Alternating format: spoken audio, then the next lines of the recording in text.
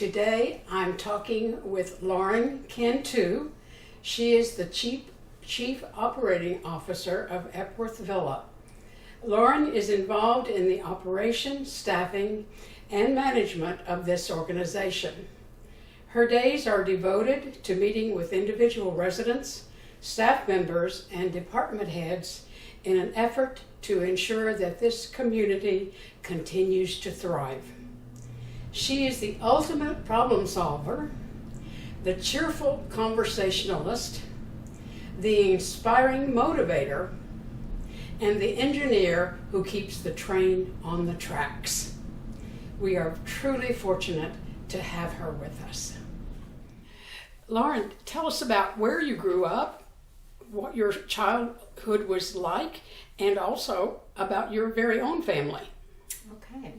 Well, all of you know that I'm a Cornhusker, and I was born in Lincoln, Nebraska, at Lincoln General Hospital. And the interesting thing about that is that my father worked for TWA. He was a manager in the shipping department, and he kind of did troubleshooting. So the first 12 years of my life, we spent moving around the country.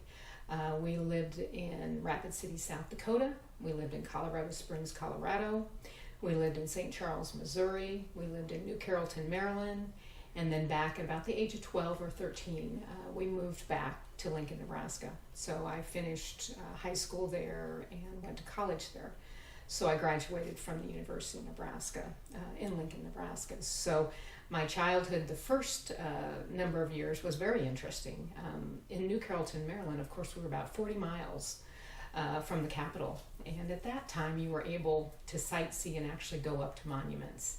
You were actually able to walk around monuments. So it was an amazing time to be there, because every weekend we would go to monuments, we would go to museums and things like that as a family when we lived in Maryland. So that's essentially where I grew up. As I said, ended up going to college in Nebraska, and then I did my master's work in Minnesota. And I will tell you, in Minnesota, it snows up, down, and sideways at the same time. Once again, I should do a little research before I go places on the climate there, because you'd walk across the campus, and it started in October, and it went till May. It snowed, and in the summertime it was very humid because of all the water, and the mosquitoes would carry you across the campus in Minnesota. So I need to do a better job of looking at these climates before I get into them. So I'll talk a little bit about my children, because they, when we moved to Oklahoma, my son was still in grade school and my daughter was in middle school at the time. So a number of you remember them in the dining venues, bussing tables and those type of things. So I feel like they grew up with Epworth Villa, and I tell them on a regular basis, I said, you know, there's not a day that goes by that someone doesn't ask about you. And so the 330 grandparents that you have at Epworth Villa love you and care about you, which I think is a wonderful message for them to hear every day.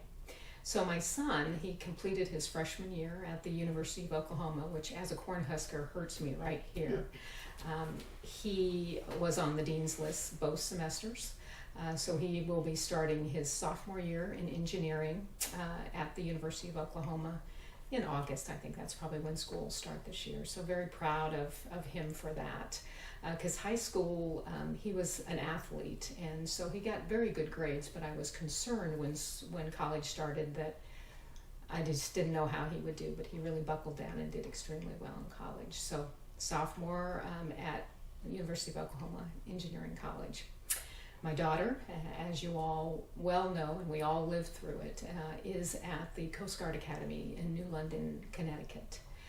And hard to believe, because we all believe that she just left, that she just went through boot camp, that we all survived that, because when she did go, she went the weekend of 4th of July. It was about 93 degrees in New London, Connecticut. They put them all in uniforms, marched them around for half a day, stood them in the sun for 45 minutes, and then brought the parents in to say goodbye to them. And so you can imagine, they all looked pasty white, their uniforms were saturated, your child looked like they were about to pass out at any time. And they said, we'll see you in 7 weeks. and they were unable to communicate for the first actual 8 weeks that they were there. She survived that, thank goodness to support and love and the grace of God. She survived that, and she is now heading into her senior year at the Coast Guard Academy, which will start in August. She currently is in Miami on summer assignment. She was 5 weeks in South Carolina. Her first part of the summer assignment was in South Carolina, doing kind of logistics for them, doing satellite mapping and things like that. And in Miami, she's on a fast response cutter, which as a mom makes me just a little nervous. She kind of shakes her head when I talk to her on FaceTime. She says, "It's all okay, Mom, it's all okay." Because there's a cannon on that fast response cutter on the front of it, and it's there for a reason. So this last weekend she was out for the 4th of July weekend, because they put most of their fleet out over the 4th of July weekend, and they chased a boat with drugs on it. They chased a boat with individuals who were illegal aliens into the water, and were able to, do what they needed to do with those individuals. So she has all kinds of interesting stories that she thinks is very normal at this point in time. Can you tell us why she chose the Coast Guard Academy as opposed to other academies? It's very interesting because she was in ROTC at North High School, and it's Air Force ROTC, and did really well. She was the wing commander her last semester there. And so I thought she might pick the Air Force. And so she just did her research. She wanted to be in a service that helped people.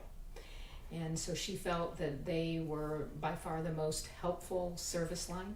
That was kind of her opinion of the situation, in that there's a lot of saving activity that the Coast Guard does.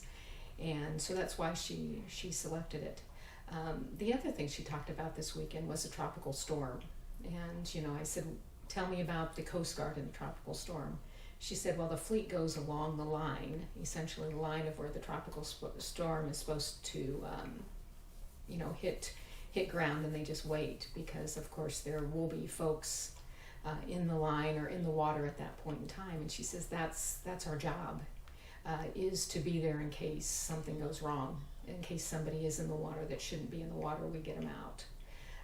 So interesting dynamics, and they do that with satellites to determine, when the storm is coming in, where the safe location is for the cutters to sit, and they wait for people who might need help. And I think that's the attraction for her.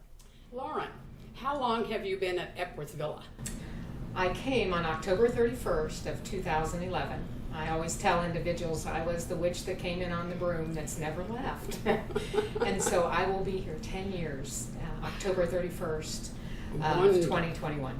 Wow.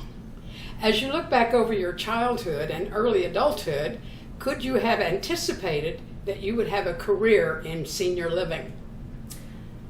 Initially, I would say no to that. I had a grandmother who was an amazing individual. She made me think that all these things we did, all these sneaky little things we did, was so special. She would let me drink coffee, and when I mean coffee, it was like 2 teaspoons of coffee, milk, and a lot of sugar.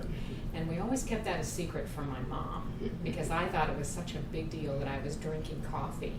And so she was an amazing lady. I had a paper route, and she would go and she would grab those papers and have them all wrapped by the time I got home from school. So initially I would say no, but I had such a wonderful relationship with her that as I got into the process of looking at my career, and I had a mentor who one day sat me down and said, "I think you need to look into senior living. I think you need to look into gerontology."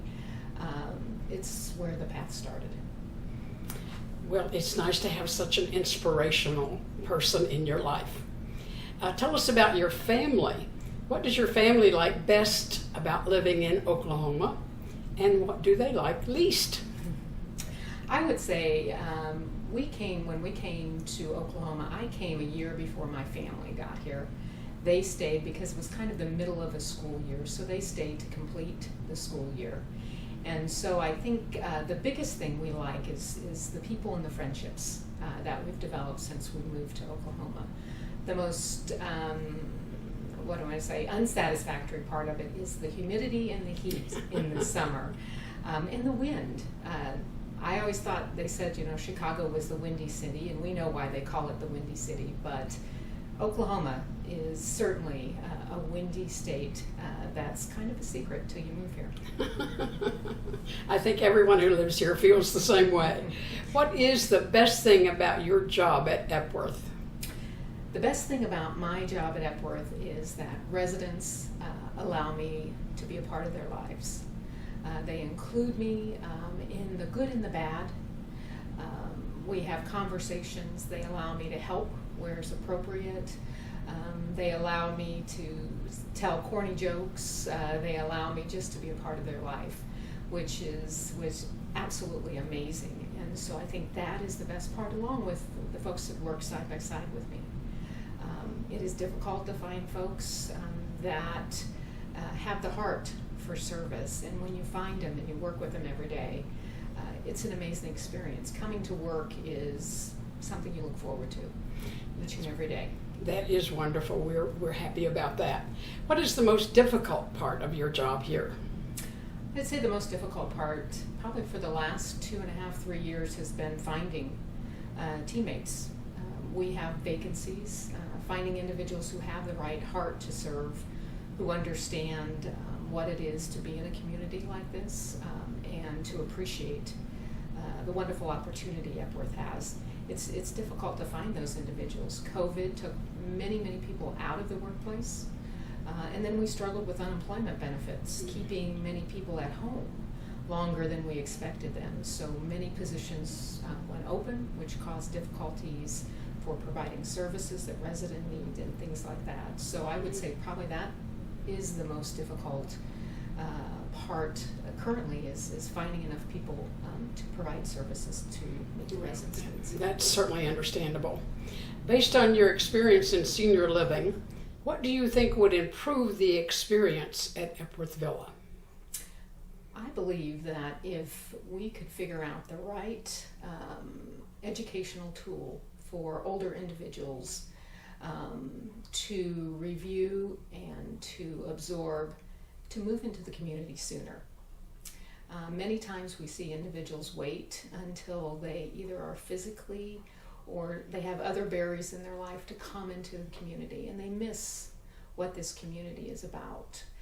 They miss the ability to join into activities, into clubs, volunteer, those type of things that make this community special. And so I think the best thing that we could do is figure out the most appropriate educational tool to convince folks to continue to plan once they hit a certain age for what is their life going to be like after 65, after 70, and to not hold on to what they believe is independence in a home, but realize they can have all the independence they want here at Epworth Villa. They can have new friendships, they can have individuals to do activities with, they can volunteer, they can forge forward with new things that they would like to do in the community that they can't do in their individual home. So that's what I think would be magical, is if we could get folks to move in earlier and enjoy everything that we have to offer at Epworth Villa. What do you think makes Epworth Villa a great place to live? This one I think is probably the best part of it. I'm going to go back to the people that live here. Our residents that live here are very modest individuals. They have amazing talents, they have amazing backgrounds, but you have to ask 10, 15, 20 questions to get to what they like to do, where their talent is, what they've done in their life. And once you get there, you see these amazing nuggets of talent and ability that can be utilized. When I look at Epworth Villa, the model of Epworth Villa is very good in that we look at maintaining independence, we look at wellness, nutrition, and socialization, along with health maintenance as the key to the aging process. No matter what age you enter the community, those are all things that we need. So I believe that Epworth's model of wellness and health and nutrition and socialization is the key to healthy aging. And I think we do that well. The other thing we do well is we have a bank, we have a pharmacy, we have a clinic. So if by chance you don't drive anymore, your independence is still in place. We have dry cleaning that gets picked up here. So there's a lot of advantages to be in a community to maintain your independence if things start to change in your life. And that's what I like about Epworth Villa, not only the philosophy, but the way the community is built: independent living, assisted living, long-term care, and skilled nursing. When something happens in your life, a health event or something that comes along unexpected, the residents of Epworth Villa know the plan. Every day we have families showing up in health services trying to make very difficult decisions in 2 or 3 days because their loved one's going to be discharged from the hospital. And they have to make these decisions that should be researched, these decisions that should be planned. And I look at the residents of Epworth Villa and I go, how smart are they? They looked ahead, they made the plan, they did their research, they've moved into a community, so if something occurs unexpected, they know what the next step is. They know who they're going to talk to, and hopefully they know somebody within that team that makes them feel comfortable about that level of care, where they're going to be for a short time or a long time. And I think that's an amazing, amazing opportunity. Thank you for being with us today, Lauren, and have a wonderful day.